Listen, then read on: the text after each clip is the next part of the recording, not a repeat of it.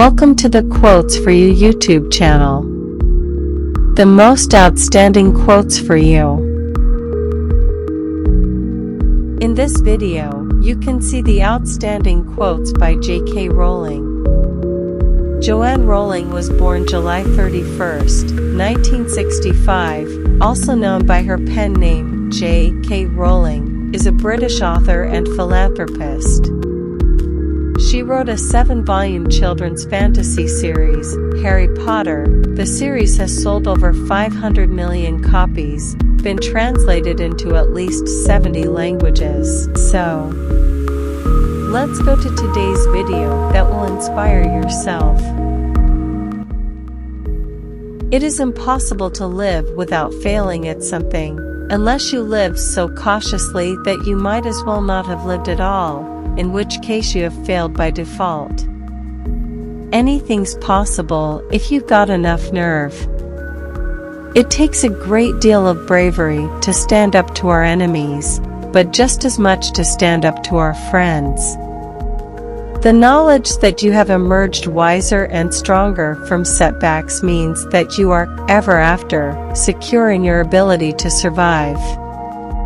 We do not need magic to change the world. We carry all the power we need inside ourselves already. We have the power to imagine better.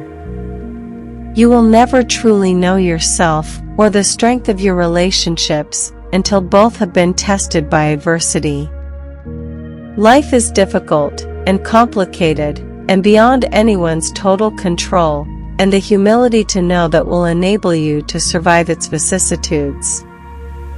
Whatever money you might have, self-worth really lies in finding out what you do best.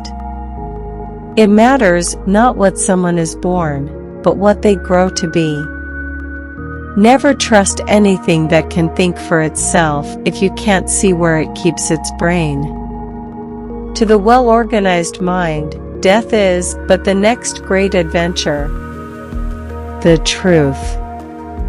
It is a beautiful and terrible thing, and must therefore be treated with great caution. You sort of start thinking anything's possible if you've got enough nerve. Fear of a name increases fear of the thing itself. Never be ashamed. There's some who'll hold it against you, but they're not worth bothering with.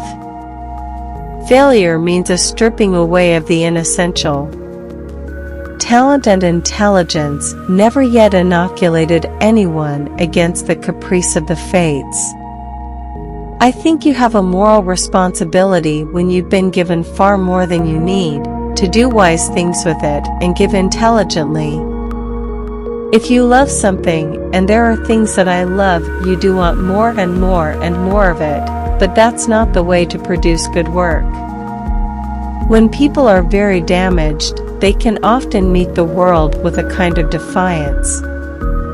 Every now and then I read a poem that does touch something in me, but I never turn to poetry for solace or pleasure in the way that I throw myself into prose. The thing about fantasy, there are certain things you just don't do in fantasy.